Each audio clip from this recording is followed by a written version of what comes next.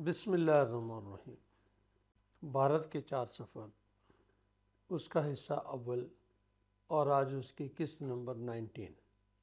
آج کی قسط میں قطب مینار اور مسجد قوۃ الاسلام کا ذکر ہوگا۔ قطب مینار 800 سال پرانا تاریخی مینار ہے جو نیو دہلی کے مغرب میں علاقہ مہرولی میں بنایا گیا تھا۔ مہرولی میں قطب مینار کے ساتھ مسجد قوۃ الاسلام بھی موجود ہے۔ اس کے ساتھ وہاں پر اور بھی کئی پرانی عمارتیں پائی جاتی ہیں۔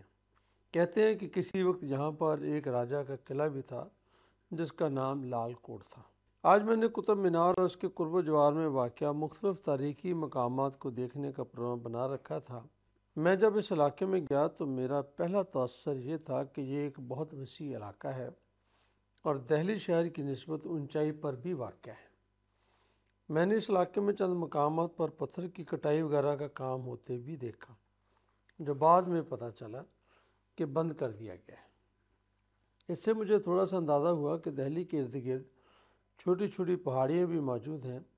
مجھے مہرولی کو دیکھ کر یوں لگا کہ اونچائی پر ہونے کی وجہ سے دفاعی نقطہ نظر سے یہ ایک محفوظ مقام تھا، اس لیے یہاں پرانے وقتوں میں حکمرانوں نے قلعہ بھی بنایا تھا۔ میں جب قطب مینار پہنچا تو میں نے دیکھا کہ وہاں پر بے شمار لوگ موجود تھے۔ مجھے یوں محسوس ہوتا تھا کہ جیسے ایک بہت ہی مشہور پکنک پوائنٹ ہے۔ اس سے پہلے کہ میں آپ کو جگہ کے متعلق بتاؤں، میں چاہوں گا کہ اس کی ایک مختصر تاریخ آپ کے سامنے رکھی جائے۔ تاریخ سے پتہ لگتا ہے کہ جن 7 شہروں کو ملا کر دلی شہر آباد کیا گیا تھا، ان میں مہرولی بھی شامل تھا۔ قطب الدین ایبک کو، جو ہندوستان میں مسلمان سلطنت کا بانی کہا جاتا ہے، جب میں نے یہ جاننے کی کوشش کی قطب الدین ایبک نے یہ کام کیسے کیا تو مجھے بڑی ہی دلچسپ باتیں معلوم ہوئیں۔ میں کوشش کرتا ہوں کہ بہت ہی آسان الفاظ میں یہ باتیں آپ کے سامنے پیش کروں۔ محمود غزنوی 971 میں 1971 میں موجودہ افغانستان کے شہر غزنی میں پیدا ہوا اور اپنے علاقے میں غزنوی سلطنت کی باغ دوڑ سنبھالی۔ اس کا مزار بھی غزنی میں ہی ہے۔ مجھے 2 دفعہ اس کے مزار پر جانے کا موقع ملا۔ اس نے 1001 میں 30 سال کی عمر میں شمالی اور وسطی ہندوستان پر اپنا پہلا حملہ کیا۔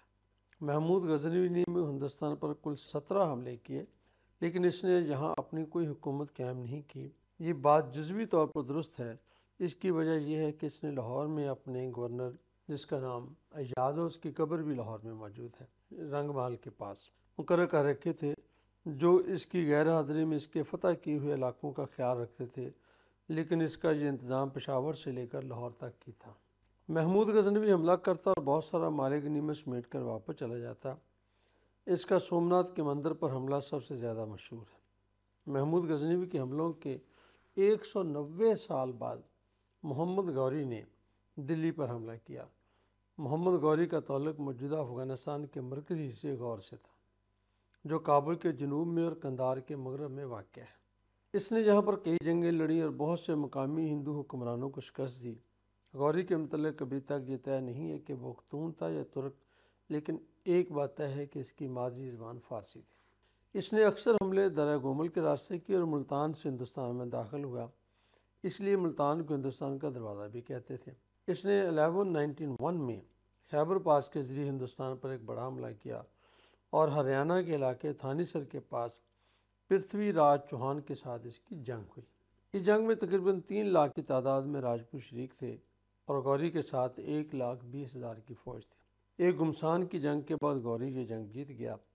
اس کے بعد اس نے ہندوستان میں اپنی سلطنت کا باقاعدہ اعلان کر دیا اور افغانستان واپس نہ جانے کا فیصلہ کیا اور دلی کو اپنے ترک سردار قطب الدین ایبک کے حوالے کر کے موجودہ پاکستان کے علاقے میں آ گیا۔ 1206 میں جیلم کے علاقے میں اس کی وفات ہوئی اور جیلم کے پاس ہی سہاوا کے مقام پر اس کا مزار بنایا گیا، جو اب بھی قائم ہے۔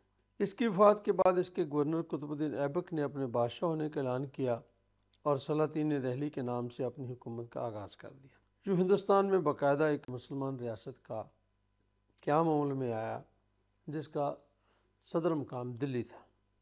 سلاطین دلی کا راج کسی نہ کسی صورت میں 1206 سے لے کر 1526 تک شمالی اور وسطی ہندوستان کے بیشتر علاقوں میں قائم رہا۔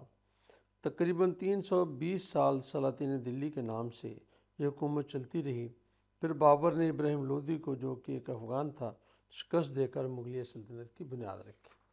قطب الدین ایبک نے اس علاقے کو فتح کرنے کی خوشی میں 1198 میں مسجد قوت الاسلام جو قطب مینار کے پاس موجود ہے کی تعمیر شروع کی۔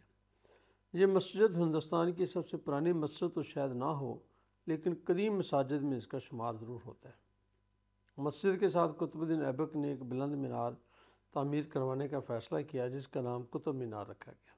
یہ نام رکھنے کی وجہ ایک نہایت قابل احترام صوفی خواجہ قطب الدین بختیار کاکی ہیں۔ اتفاق سے بادشاہ کا نام بھی قطب تھا۔ یہ بھی ایک دلچسپ بات ہے کہ قطب الدین ایبک لاہور میں پولو کھیلتے ہوئے گھوڑے سے گر کر فوت ہو گیا۔ اگر آپ لاہور میں واقع لوہاری گیٹ کی طرف سے نئی انارکلی میں داخل ہوں تو آپ اپنے بائیں طرف قطب الدین ایبک کا مزار دیکھ سکتے ہیں۔ قطب الدین کی اچانک موت کی وجہ سے قطب مینار کی صرف 3 منزلیں ہی بن سکیں۔ بعد میں اسے شمس الدین التمش نے مکمل کیا۔ کچھ کام بعد میں آنے والے بادشاہوں نے بھی کیے۔ شیر شاہ سوری بھی تعمیرات کا شوق تھا، اس نے بھی قطب مینار کی تعمیر میں اپنا حصہ ڈالا۔ قطب مینار کی بلندی 240 فٹ ہے اور اس کی بنیاد کی چوڑائی 50 فٹ کے قریب ہے، جو اوپر جا کر 9 فٹ رہ جاتی ہے۔ مینار کے اندر گول سیڑھیاں اوپر جاتی ہیں جن کی تعداد 380 ہے۔ پہلے لوگوں کو اوپر جانے کی اجازت تھی، لیکن 1981 میں بھگدڑ کی وجہ سے بہت سے لوگ ہلاک ہو گئے۔ اس کے بعد سے اب اوپر جانا منع ہے، آپ صرف باہر ہی سے مینار دیکھ سکتے ہیں۔ میں کافی دیر تک اس مینار کے سامنے ایک جگہ پر بیٹھ کر اس کی کاریگری کو دیکھتا رہا۔ آپ خود اندازہ کریں کہ اس وقت آمد و رفت کے ذرائع بھی بہت کم تھے، سائنس نے بھی اتنی ترقی نہیں کی تھی، لیکن اتنے بلند مینار کی تنصیب میں صرف 20 انچ کا ٹیڑھا پن ہے جو خطرناک نہیں سمجھا جاتا۔ یہ کیسے ممکن ہوا؟ اس کام کے لیے جتنی مہارت اور علم کی ضرورت تھی اس کا صحیح اندازہ ماہرین تعمیرات ہی کر سکتے ہیں، لیکن اس سے میں اس نتیجے پر پہنچا ہوں کہ آج سے 1000 سال قبل بھی ہندوستان کے لوگوں کے پاس اتنا علم ضرور تھا جسے استعمال کر کے انہوں نے اتنی شاندار عمارتیں تعمیر کی۔ مغلوں کی تعمیر میں نہ صرف بہت وسعت ہوتی ہے بلکہ پیسے کا استعمال بھی بہت زیادہ ہوتا ہے، جبکہ اس مینار میں کاریگری کی انتہا ہے۔ یہ معمولی مینار نہیں ہے، بلکہ اسے غور سے دیکھیں تو معلوم ہوگا کہ اس کے چاروں طرف بہت خوبصورت کام کیا گیا ہے، قرآنی آیات بھی لکھی ہوئی ہیں اور یوں محسوس ہوتا ہے جیسے اسے بہت ہی ذہین اور تربیت یافتہ کاریگروں نے بنایا ہے۔ ہندوؤں کا یہ کہنا ہے کہ جگہ پر ان کے ایک بھگوان وشنو کی 4 صدی کی نشانی بھی موجود ہے۔ مختلف اوقات میں مینار کو آسمانی بجلی اور زلزلوں سے نقصان پہنچا، لیکن اس کی مرمت بھی ہوتی رہی۔ دلچسپ بات ہے کہ مینار کی بالکل ٹاپ پر ایک کنوپی بنی ہوئی تھی جسے انگریز دور میں حفاظت کے نقطہ نظر اٹھا کر نیچے رکھ دیا گیا ہے اور وہ مینار کے پاس پڑی ہوئی ہے۔ مجھے اس مینار کو دیکھ کر احساس ہوا کہ یہ کہنا مناسب نہیں کہ اس وقت مسلمان سائنس نہیں جانتے تھے۔ 1000 سال پہلے 240 فٹ بلند مینار کی تعمیر جو آج بھی اپنے پاؤں پر کھڑا ہے، اس کے اوپر بے شمار نقش و نگار، اس کے لیے کتنی مضبوط بنیاد چاہیے تھی، کس طریقے سے سامان اوپر لے کر جانا تھا اور اس میں کیسا رنگ و روغن استعمال کرنا تھا جو اب تک موجود ہے۔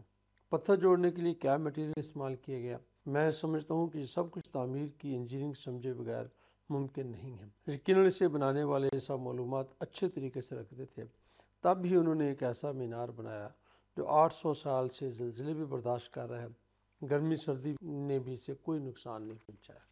عمومی طور پر ایک بات کہی جاتی ہے، کتنا اچھا ہوتا اگر اس مینار پر ایک بڑی درسگاہ ہوتی۔ میں تو یوں کہوں گا مینار کے ساتھ درسگاہ ہوتی تو زیادہ بہتر تھا۔ مینار کی اہمیت اپنی جگہ پر، یونیورسٹی کی ضرورت اپنی جگہ پر، دونوں ایک دوسرے کا نعم البدل نہیں ہو سکتے۔ میں آج تک جن عمارتوں کے کاریگر سے متاثر ہوا ہوں ان میں یہ عمارت بھی شامل ہے۔ میں نہیں سمجھتا کہ آپ تصویر سے اس عمارت کی شان و شوکت کا اندازہ کر سکتے ہیں۔